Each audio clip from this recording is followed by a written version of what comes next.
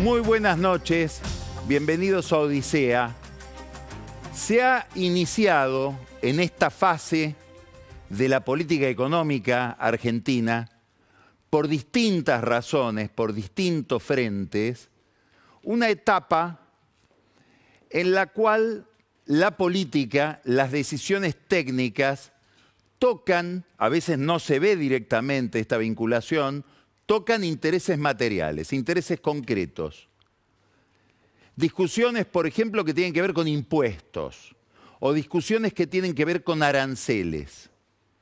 Y esa afectación, esa intervención de la política, de la discusión política sobre intereses concretos, no sobre cuestiones solamente ideológicas o que tengan que ver solamente con valores o con valoraciones o disvaloraciones de determinados personajes, sino con cuestiones prácticas, concretas de la vida material, mueven pasiones también y determinan supervivencias o desaparición de empleos, de sectores de la economía, de determinadas actividades. Es decir, empieza una etapa, podríamos decir, darwiniana, que plantea una cantidad de problemas al orden social, al orden económico. Parte de esta discusión, parte de esta nueva fase en la que está por entrar la política económica, tiene que ver con algo que es muy llamativo hoy en el momento actual del país, que es un alineamiento con los Estados Unidos, que en alguna medida reproduce, pero también profundiza, agudiza otras experiencias que tuvo en otras etapas el país, en otras etapas de su historia. En los años 20, comienzo de los 30, hubo un brote en la Argentina nacionalista, fue el comienzo o la consolidación más evidente de lo que se llamó revisionismo histórico, que puso en tela de juicio una asociación que tuvo muy marcada la Argentina con Gran Bretaña, como dos economías complementarias, y eso fue denunciado como una forma de dependencia. Hay otra visión de lo mismo que dice, no, gracias a esa asociación, la Argentina tuvo durante todo un periodo, fin del siglo XIX, comienzo del siglo XX, una etapa de grandeza, de esplendor, de apogeo. Más reciente, lo que con ironía en la Cancillería, sobre todo quienes son críticos de esa política, hablan del carnalismo como una corriente de la diplomacia argentina. Se refieren a aquella declaración de Guido Di Tella, cuando le preguntaron cómo son las relaciones de Argentina, cómo caracterizaría usted las relaciones hoy de la Argentina de Menem con los Estados Unidos. Y Di Tella dijo, con ese humor que tenía, que muchas veces era escandaloso, son relaciones carnales. Bueno, ese carnalismo hoy parece casto al lado del nivel de alineamiento que le está imprimiendo Milei a la política exterior de su gobierno en relación, no sabemos si con los Estados Unidos o con Donald Trump. Después vamos a hablar de esto y es importante diferenciarlo. Claro, todo tiene una explicación bastante obvia. Milei ya venía alineado con Trump, desde antes del triunfo de Trump. Y ahí está uno de los méritos de su intuición. Apostó al caballo correcto, al que después ganó. Ese alineamiento con Trump antes de que Trump vuelva a la Casa Blanca, antes de que fuera reelecto, le supuso al gobierno de Milei algunas tensiones que no fueron del todo evidentes con el gobierno de Joe Biden, con los demócratas. Ahora, si había necesidad de una explicación adicional para este alineamiento que estamos viendo hoy, hay que mirar lo que pasó antes de las elecciones. El programa económico tambaleando, a punto de hundirse, la estabilidad del equipo económico puesta en duda, el gobierno muy afectado por una crisis cambiaria que se transformó después en una crisis en el mercado de deuda, y la irrupción de Donald Trump y de su secretario del Tesoro, su ministro de Economía, Scott Bessent, para rescatar del abismo al gobierno de Milei. Es imposible entender las características, los rasgos que tiene el acuerdo comercial que está empezando recién muy preliminarmente a negociarse con Estados Unidos sin entender este rescate financiero del gobierno de Trump al gobierno de Milei. Se consolida entonces una política económica, sobre todo una política cambiaria, gracias al respaldo de Bessent. El gobierno mantiene su orientación central: intervención sobre el mercado de cambios, a través de bandas cambiarias, un techo, un piso.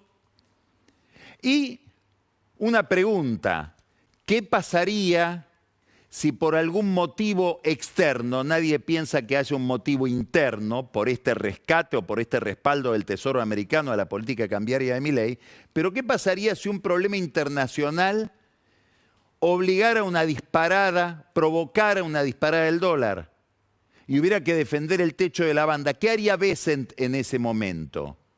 ¿Le diría al gobierno que flote o comprometería los recursos del Tesoro en gastar dólares en ese sistema de bandas? Eso no lo sabemos.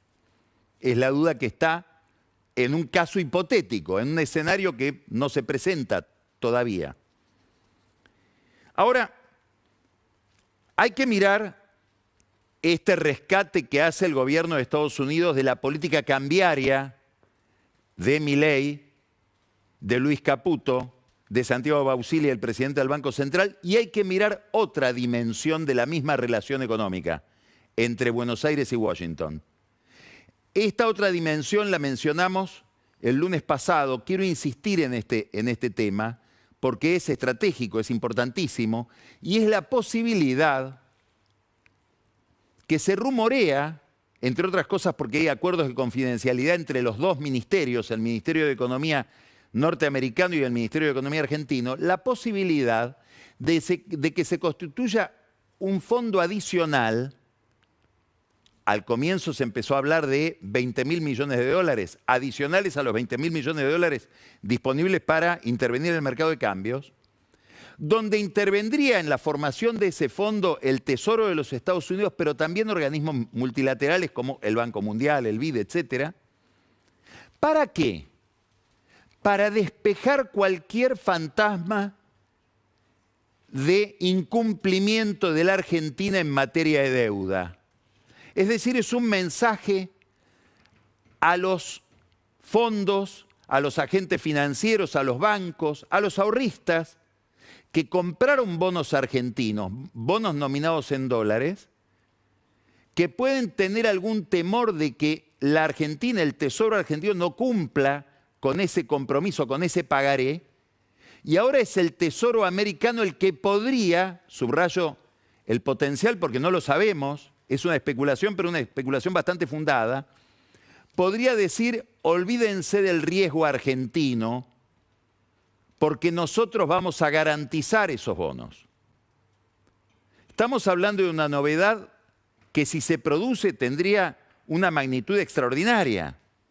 Estamos diciendo que el que le presta a la Argentina le estaría prestando a los Estados Unidos en realidad, que habría un garante que ofrece mucha más seguridad a ese financista que la que le puede ofrecer la accidentada economía argentina, con el track record que tiene la economía argentina en materia de deuda, con cantidad de incumplimientos. Es como si, insisto, un bonista que le presta a la Argentina le estuviera en realidad prestando a los Estados Unidos. Es una forma que tenemos en la Argentina de resolver un problema enorme, el problema de la desconfianza. Julio María Sanguinetti, el expresidente uruguayo, que es un político de características geniales, dice: hay una institución invisible que no está registrada en ningún texto constitucional, que no está en el organigrama de las instituciones, pero que es crucial: la confianza. Bueno, la Argentina en materia económica, por su trayectoria, genera desconfianza. Y genera desconfianza institucional también. Una forma que hemos tenido para resolver ese problema de desconfianza es encontrar en lo institucional un atajo. ¿Usted quiere hacer una gran inversión en la Argentina? Y tiene miedo de que si el gobierno argentino, el Estado argentino, los argentinos hacemos trampa, los jueces argentinos no sean suficientemente transparentes, ecuánimes, idóneos como para resolver el caso y garantizar sus derechos, prorrogamos la justicia argentina en la justicia americana. Le garantizamos que usted no va a venir a litigar a un juzgado argentino para defender sus derechos. Va a ir a un juzgado de New York, la jueza Presca, por ejemplo. A los jueces de Estados Unidos usted le cree, entonces invierte tranquilo. Bueno, delegamos parte de nuestra soberanía judicial en Estados Unidos. Esta es una forma que tuvimos, muy precaria, porque no resuelve el problema de desconfianza, lo disimula. En el fondo lo que está haciendo es demostrar la incapacidad para construir instituciones creíbles para resolver el problema judicial. Ahora estamos encontrando otra forma de resolver otra desconfianza. Usted no tiene confianza en la Argentina como deudora. ¿Usted no cree que el Estado argentino es un buen deudor? Bueno, le ponemos a los bonos argentinos, a los pagarés que firma el Estado argentino, una garantía que es la garantía de un deudor aparentemente más creíble, que sería el Tesoro de los Estados Unidos. Y eso tiene un efecto que puede ser brutal en el buen sentido de la palabra, extraordinario sobre la economía argentina. Porque, ¿qué disminuiría? El riesgo argentino. Y al disminuir el riesgo argentino, el que le presta a la Argentina se cubriría menos. Y por lo tanto bajaría el costo del dinero, bajaría la tasa de interés, se haría más fácil el crédito, el dinero sería más accesible. Y como sabemos, el dinero es la materia prima de cualquier negocio, de cualquier emprendimiento. Hay un puente, aunque no sea un puente del todo visible, entre esta baja del riesgo, la inversión, la creación de riqueza y la creación de empleo. Si este puente se pudiera transitar de manera virtuosa, el gobierno argentino estaría haciendo o estaría dando un paso adelante muy importante en materia económica. Ahora, este efecto que podría tener sobre la economía no solamente lo tendría sobre las empresas. Hoy hay en La Nación, usted lo puede ver en la web del diario, una nota sobre el boom de emisión de deuda de empresas privadas. Hablamos de eso la semana pasada, sobre todo las ligadas al sector energético. En la medida en que baja el riesgo del país, baja el riesgo de las empresas que están en el país. Y baja el riesgo también de las provincias. Es decir, esto tiene un efecto sobre el financiamiento de las provincias también, que podrían inclusive hacer el rollover de su deuda. Algunas provincias están muy comprometidas con la deuda, como por ejemplo la provincia de Buenos Aires, que depende, Kicillof, dicho sea de paso, de que la legislatura le apruebe el endeudamiento. Es decir, estamos hablando de que si hubiera una manera de despejar el riesgo de los próximos 2 años respecto de los compromisos financieros que tiene la Argentina con el mercado de deuda, habría un cambio muy importante en el dinamismo de la economía. Ahora, de lo financiero en la relación con Estados Unidos fuimos a lo comercial. Y se anunció la semana pasada, lo anunció el canciller Pablo Quirno, que estuvo en Washington el jueves, firmando lo que se llama un acuerdo marco para modificar algunas reglas de las relaciones comerciales entre la Argentina y Estados Unidos. Esto hay que enfocarlo, hay que ajustar la lente sobre este acuerdo por muchas razones. Primero, todavía no hay un acuerdo comercial, no sabemos cómo va a ser al final la cuestión. Pero estamos hablando de algo también importantísimo. La Argentina abriría su economía a empresas de Estados Unidos, que son mucho más competitivas que las empresas argentinas. Los consumidores argentinos, los agentes económicos argentinos, la sociedad argentina se vería beneficiada por esa apertura en términos de consumo, en términos de más inversión extranjera. Y se vería perjudicada desde otro lado. Muchas empresas no podrían competir con esas empresas americanas y probablemente morirían.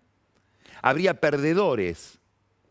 También los empleados de esas empresas. Es una cuestión que encierra un gran dilema. No es un problema sencillo, es un problema complejo, al cual es imposible darle una respuesta sencilla. Se presentó, obviamente, toda política exterior es una política de consumo interno. Trump está pensando en el votante norteamericano y Milei está pensando en el votante argentino. Y Pablo Kirno está pensando en el votante argentino. Y presentaron esto como una novedad absoluta. El milagro de Milei en su relación con los Estados Unidos. El gran aval de Estados Unidos al gobierno de Milei. Si uno mira un poco la política comparada, no es tan así. Al mismo tiempo que se anunciaba el acuerdo con la Argentina, se anunciaba un acuerdo, o un acuerdo marco, preliminar, los lineamientos generales de lo que después tendría que ser un tratado de comercio con El Salvador, con Ecuador y con Guatemala. Tres países muy distintos de la Argentina, porque son tres países que no tienen el aparato industrial que tiene la Argentina. Y cada país adopta el nivel de proteccionismo que le exige la estructura de su Producto Bruto y en todo caso que le exige los niveles de industrialización que adquirió a lo largo de su historia. Podemos poner el ejemplo de Argentina y mirarnos en el espejo de Brasil, por ejemplo, que es mucho más celoso de su aparato industrial y negocia con mucha más vigor o con más celo respecto de su mercado interno por esta razón que estamos mencionando. Ahora, el acuerdo argentino o el acuerdo marco que anunció Kirno, ¿es igual al de Guatemala, El Salvador y Ecuador? No. El argentino tiene una cláusula que los otros no tienen. Es una cláusula que dice entre Estados Unidos y la Argentina va a haber una asociación estratégica. Cuando los países firman este tipo de acuerdos, por ejemplo, la Argentina tiene un acuerdo con España, de asociación estratégica, está hablando ya no de comercio solamente, está hablando de geopolítica, está hablando de afinidades ideológicas, está hablando de una forma de plantarse o de pararse en el mundo. Se supone que la asociación estratégica tiene repercusión o proyección sobre una agenda distinta de la comercial, que por ejemplo puede determinar cómo vota la Argentina en determinados foros internacionales, centralmente las Naciones Unidas. De eso está hablando este acuerdo también, que ahora sí habla de la afinidad entre Estados Unidos y Argentina. Puede ser entre Milei y Trump, ese es el tema, entre dos modelos ideológicos, entre dos líderes. Insisto, se presentó como una novedad absoluta, como una excepcionalidad de la Argentina en su relación con Estados Unidos. Kirno estuvo el jueves en Washington, reunido con su colega Marco Rubio, que es el secretario de Estado de Donald Trump, el canciller de Trump, el mismo día que estuvo Mauro Vieira, el canciller brasileño, que ya lleva 4 reuniones con Marco Rubio, negociando también los aranceles que Trump le aplicó a Brasil, enojado Trump porque la justicia se metía con su amigo Jair Bolsonaro. Quiere decir que tampoco estas aproximaciones tienen tanto que ver con lo ideológico, porque no hay afinidad ideológica entre Lula y Trump. Y sin embargo avanza la negociación entre Vieira y Marco Rubio o entre los brasileños y los americanos. ¿Qué sabemos que se va a negociar? ¿Qué temas ya están sobre la mesa a partir de ese acuerdo marco que anunció Kirno? Primero, un tema del que habló muchas veces Pancho Olivera en este programa. Propiedad intelectual. Básicamente, ¿de qué estamos hablando? De la capacidad que tengan empresas que tienen productos muy ligados al conocimiento de los Estados Unidos para vender sus productos en el mercado argentino y para patentar sus productos en la Argentina. Básicamente, ¿de qué estamos hablando centralmente? Industria farmacéutica. La Argentina tiene una industria farmacéutica que no la tienen otros países de la región. Si uno compara, por ejemplo, con Ecuador, o con Guatemala o con El Salvador, en esos acuerdos marcos no aparece tan marcadamente el tema propiedad intelectual porque tiene muy poco para proteger. La Argentina protege mucho. Tanto protege que hay quejas de Europa, de los Estados Unidos, de los laboratorios extranjeros que dicen nosotros no está tan colonizado el Estado argentino por la industria farmacéutica argentina que no podemos ni patentar productos. O cuando los patentamos tarda muchísimo en darnos la patente, no podemos competir. Podemos patentar productos, pero no nos dejan patentar procedimientos. Entonces nos pueden copiar los procedimientos que llevan a la creación de tal medicamento. Y nosotros estamos frente a eso inermes, no podemos defendernos. Es evidente que la protección que tienen los laboratorios nacionales, esa protección que dio lugar a una industria muy poderosa, con empresarios riquísimos, que son además los grandes 4 o 5, está ligado a otro fenómeno,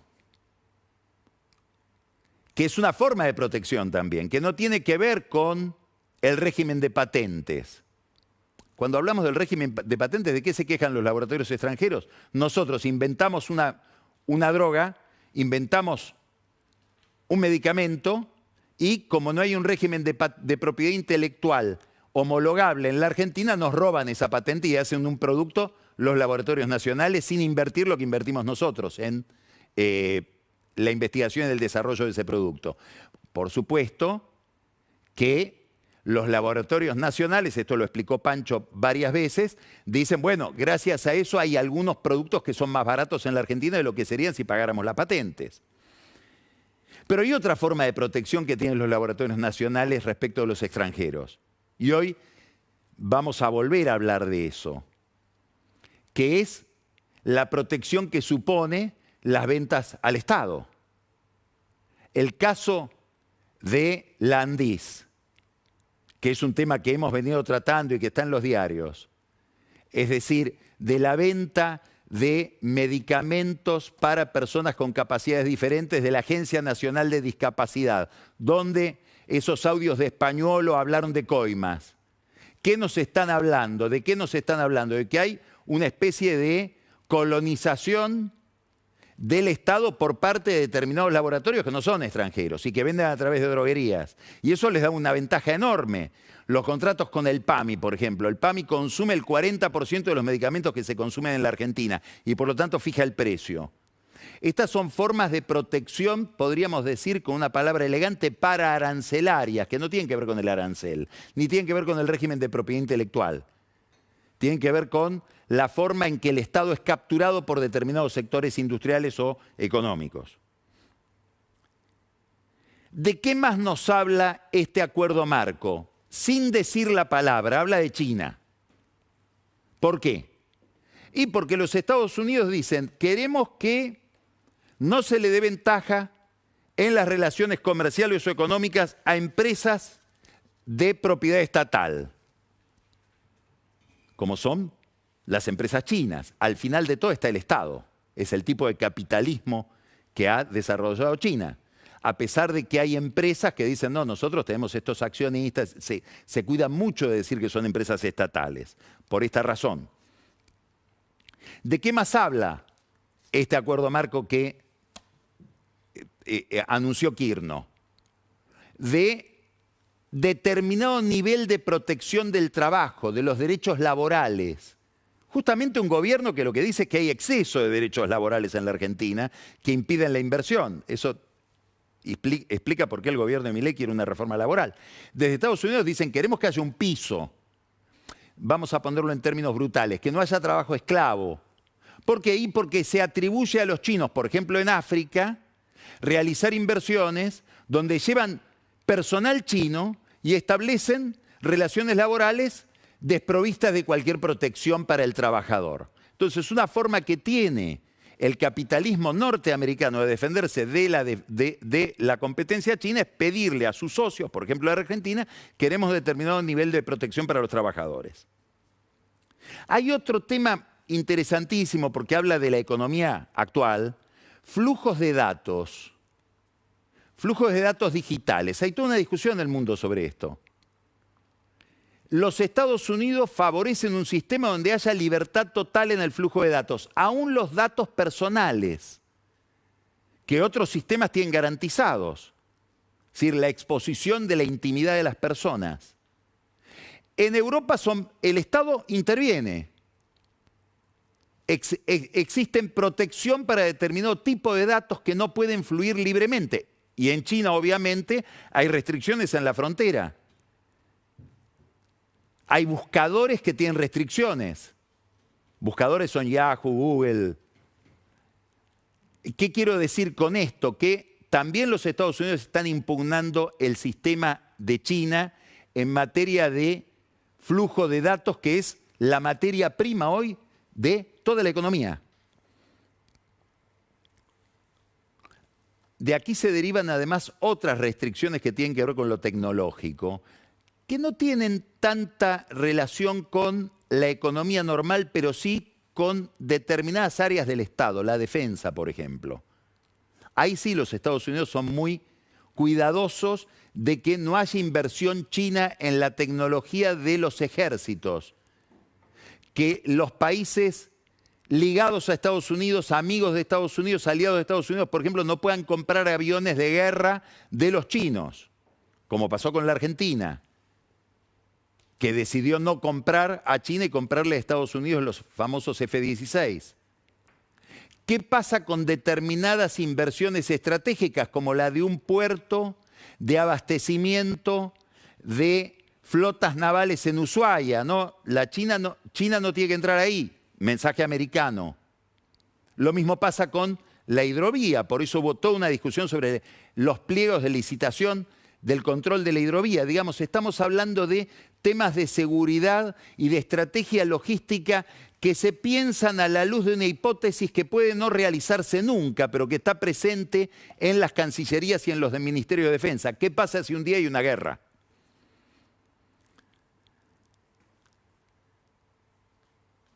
Hay sectores en los cuales Estados Unidos está mirando a la Argentina, que están mencionados en ese acuerdo marco. Autos. Bueno, hay empresas, plantas automotrices, terminales automotrices que encenderán una luz de alarma si se abre el comercio de autos a los autos americanos. En la Argentina es muy costoso comprar autos importados. ¿Eso va a terminar de ser así? Va a haber una afectación para las empresas que producen autos en la Argentina gracias a esa protección. Tecnología. Y un tema clave, minerales. Minerales que tienen que ver con la industria electrónica, donde los chinos han avanzado muchísimo. Y los americanos ahora están mirando el mapa del mundo y dicen: queremos reservarnos determinadas zonas de la minería, sobre todo las que se denominan minería de tierras raras, que son insumos de la industria electrónica. Bueno, por eso cuando estuvo en el Senado americano haciendo el examen que le toman los senadores a los embajadores, el embajador que está ahora en Buenos Aires, Peter Lamelas, el embajador de Estados Unidos de Donald Trump, dijo: yo cuando esté en la Argentina voy a visitar las provincias. Y hubo toda una polémica, la de Satoshi Kicillof, la polémica. ¿Pero qué está diciendo Lamelas? Voy a hablar con los gobernadores porque tenemos un interés en la minería, que es de jurisdicción provincial en la Argentina. Los recursos del subsuelo, hidrocarburos y mineros son provinciales. Ahí tenemos que ir a hablar con los gobernadores. Claro, todo lo que le cedamos a Estados Unidos, y probablemente hay que ceder mucho. Muchos dicen: no, la Argentina va a ceder a cambio de nada. No, no, ¿cómo a cambio de nada? Hay que mirar el rescate financiero que hizo el gobierno de Trump del gobierno de Milei. Milei y Kirchner negocian con los Estados Unidos cuestiones de largo plazo comerciales muy condicionados por este rescate de corto plazo. Es una emergencia. Trump le salvó el gobierno, ahora pasa la factura. Y la factura es estratégica, tiene que ver con estos acuerdos de comercio. Pero no es que Estados Unidos no pone nada, pone para el gobierno de Milei y para la estabilidad de la economía argentina, financiera. Ahora, son acuerdos que determinan, condicionan influyen en la relación de Argentina con otros. Esto hay que entenderlo bien. Es un sistema el comercio internacional. Lo que yo le cedo a las automotrices americanas, posiblemente se lo estoy restando a las automotrices que exportan autos desde Brasil a la Argentina. O a las automotrices coreanas o chinas. Lo que le cedo a Estados Unidos se lo estoy negando o se la estoy haciendo más difícil a la Unión Europea, que está por firmar un acuerdo con Mercosur finalmente. Aparentemente esto sucedería pronto. ¿Cómo quedan las relaciones con Brasil, que es nuestro principal socio comercial dentro del Mercosur, si firmamos este acuerdo con Estados Unidos? ¿Qué va a hacer Brasil con Estados Unidos, que también está negociando? ¿Y cómo puede afectar a empresas argentinas?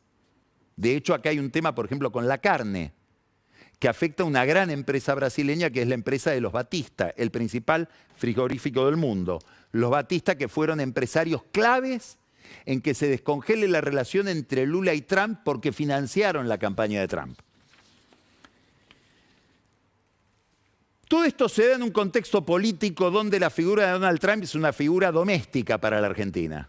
Y acá queremos mostrar esta encuesta de Casa 3, la consultora de Mora Josami, a la que recurrimos siempre, la imagen de Donald Trump en la Argentina. Febrero, marzo, abril, octubre. Miren cómo baja la imagen negativa de Trump y sube la positiva. La negativa estaba en 51 en febrero, ahora está en 44. Es la línea de arriba negra. Y la positiva, que estaba en 39, ahora está en 44. Se igualaron. Después hay 12% que no sabe, no contesta. ¿Mejora la imagen de Trump en la Argentina? ¿Tiene que ver con el salvataje a Milei? ¿Tiene que ver con que gente que no le gusta la política económica de Milei, que cree que le va a ir mal con la política económica de Milei, de todas formas dicen menos mal que lo salvaron a Milei porque si no íbamos a un desastre peor? Esto pareciera que fue muy determinante del voto a favor del gobierno en las elecciones de octubre.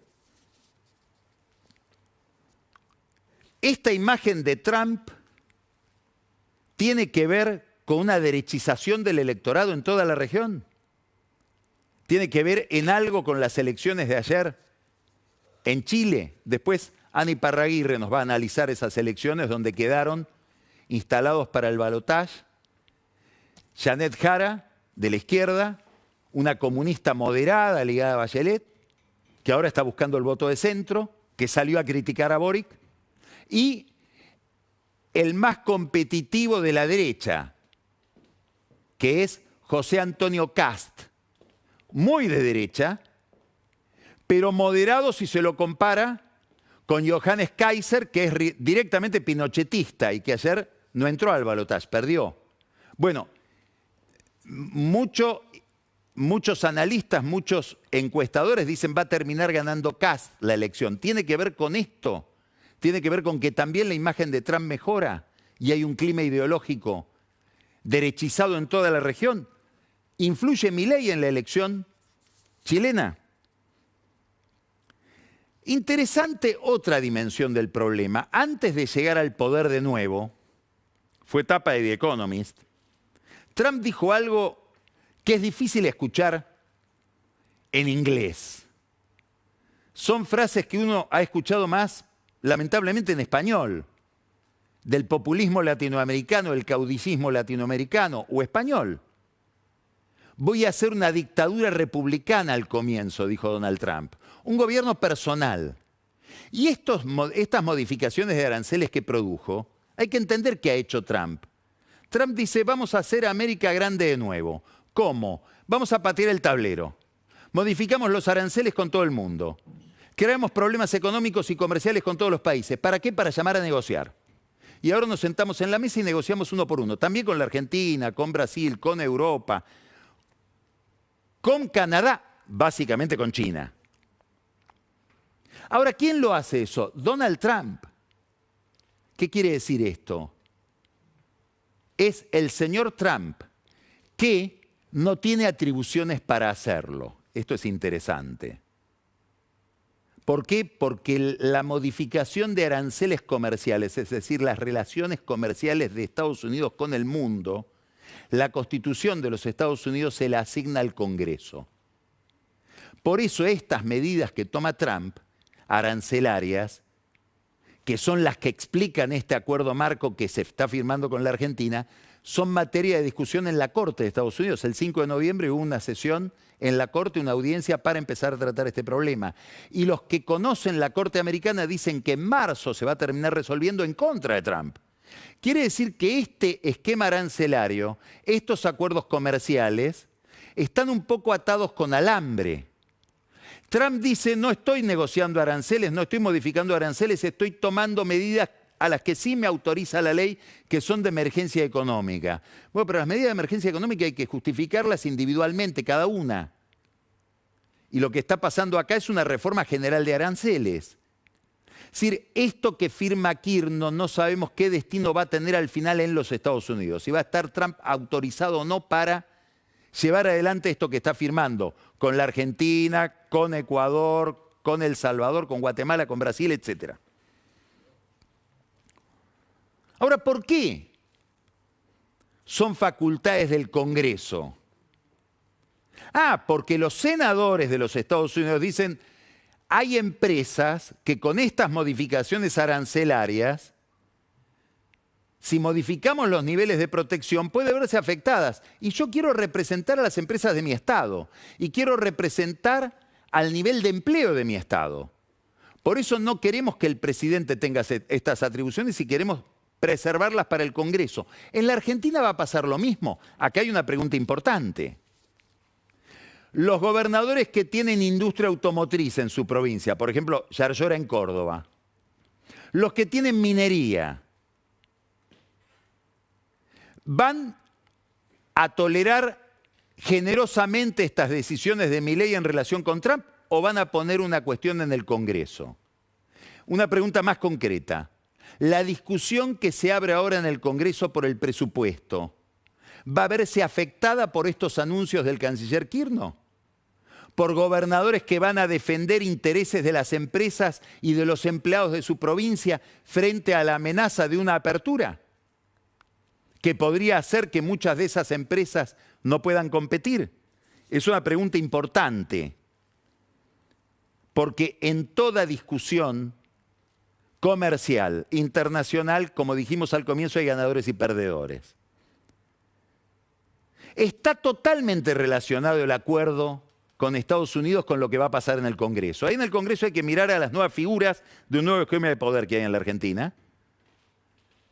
La figura central es Karina Milei, Martín Menem, presidente de la Cámara de Diputados, Patricia Bullrich por el rol que va a ejercer en el Senado como representante de la Casa Rosada, Diego Santilli como ministro del Interior, un ministro del Interior recortado. ¿Recortado por quién? Básicamente por un personaje que hay que mirar de nuevo. Manuel Adorni, que está puesto por encima de Santilli, que va a las reuniones que Santilli organiza con gobernadores. Hay quienes dicen que Santilli empezó a recorrer las provincias para liberarse de esa tutela de Adorni, tener las reuniones en las provincias con los gobernadores. Siempre hay paranoia. Después vamos a hablar de la paranoia con el doctor Abadi, que hoy nos da el gusto de venir a Odisea. Ahora, quiere decir que estas personas, Martín Menem, Santilli, Adorni, Patricia Bullrich, todas bajo el paraguas de Karina Milei, van a tener que negociar con estos gobernadores. Y están facilitados para negociar. Primero porque hay un clima de opinión pública favorable al gobierno. Podemos ver otro gráfico de las encuestas de Casa 3 de Moria Josami en relación con lo que pasa entre el gobierno y la opinión pública. Bueno, este se refiere a otra cuestión. Me gustaría ver antes este. ¿Cuánto cumplió Milei? ¿Cumplió más con resolver la economía? 24% dice que sí. ¿Cumplió con combatir a la casta? 5% dice que sí. ¿Está cumpliendo con los dos por igual? 22% de la gente cree que Milei está cumpliendo con todo. Y 46%, menos de la mitad, dice que no está cumpliendo con nada. Hay un 3% que no sabe y no contesta. Pero hay una sensación generalizada de que el gobierno lo que promete más o menos lo va cumpliendo, con más énfasis en lo económico que en lo institucional y político. Esta es una ventaja que tiene el gobierno. ¿Por qué? Porque los gobernadores miran esto y razonan así: no me puedo pelear con Milei, porque si me peleo con Milei me peleo con mi elector, con mi base electoral, que es lo que está mirando siempre cualquier político, Trump, Milei o el gobernador que tiene que ir a acordar con Milei en el Congreso. Y hay otro dato importante, que es, ahora volvemos a la placa anterior, la situación de la oposición. ¿Cree que hoy el peronismo, kirchnerismo está más, igual o menos fuerte que en el año 2023, cuando concluyó la presidencia de Fernández? 65% dice está más débil. El kirchnerismo está más débil. Está quebrado en la provincia de Buenos Aires y está pasando por una situación horrible, que es que tiene personajes muy importantes de su historia reciente en el banquillo de los acusados. Lo acaban de poner de nuevo preso a Julio De Vido. Dicho sea de paso, con independencia del juicio que cada uno tenga sobre De Vido y sobre la condena que pesa sobre De Vido en materia judicial, es un diabético grave que estuvo todo el fin de semana con un régimen prácticamente de azúcar, con glucemia de 200. Es decir, ahí hay una cuestión humanitaria que los jueces tendrían que tomar en cuenta. La familia está pidiendo la prisión domiciliaria para De Vido justamente por la situación delicadísima de salud que atraviesa él, que volvió a estar preso. Con Cristina en la causa Cuadernos, digamos, muy complicado judicialmente la oposición. Otra ventaja que tiene Milei para negociar en el Congreso. Ahora, ¿qué se va a tratar en el Congreso? Una baja de costos, además del presupuesto, costos laborales y costos impositivos. Reforma tributaria, reforma laboral. ¿Puedo mandar a las empresas argentinas a competir con las empresas de Estados Unidos sin resolverle antes el problema de los costos? Esta es una pregunta que relaciona los dos temas. El acuerdo que anuncia Kirchner con la agenda parlamentaria. Muchos empresarios, con razón, dicen: con esta carga laboral y con esta carga impositiva me muero compitiendo con cualquiera. Otros se hacen los vivos y dicen eso porque tienen niveles de protección que hacen que no compitan desde el fondo de la historia. Hay quienes dicen: no me importa eso, no me importa que haya empresas que mueran. ¿Por qué? Porque la apertura, con el nivel de clausura, de protección que tiene la economía argentina, es buena en sí misma. Son dos posiciones.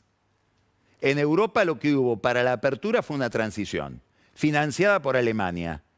¿Va a haber una transición en la Argentina financiada por Estados Unidos? Si uno mira el acuerdo marco que firma Kirchner, no. Lo que hay es un avance de los Estados Unidos sobre el resto de las economías. ¿Por qué es importante esto? Y termino.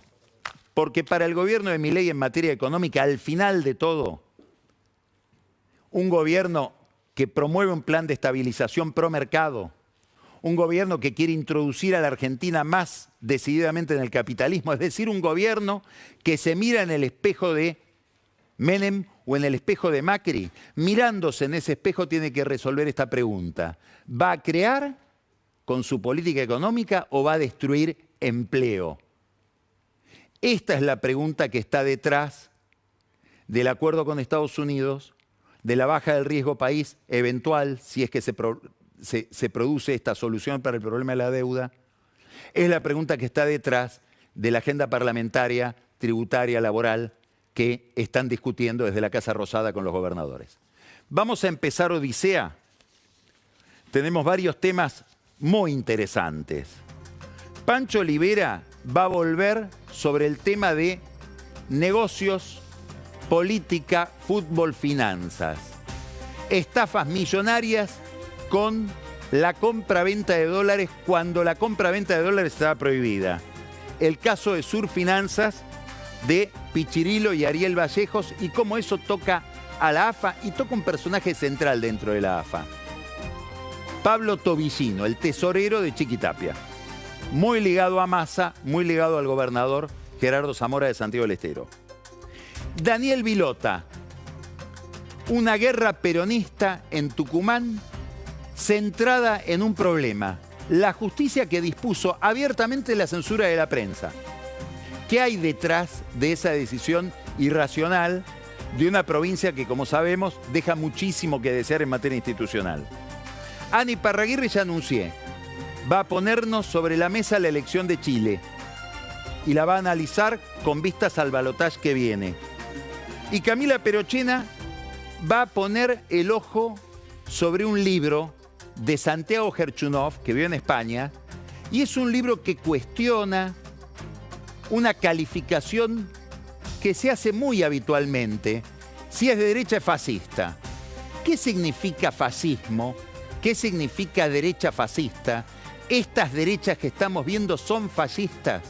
Es una pregunta interesantísima en un momento en que está de moda además el fascismo, porque la serie Mussolini está en una de las plataformas que uno puede ver en la tele o en internet. ¿Y qué desea el whisky? Porque Carola siempre nos sorprende, siempre trae novedades maravillosas. Todos sabemos que Mauricio Macri, que hoy estaba en el Colón viendo a Andrea Bocelli, dicen que dormitó un poquito.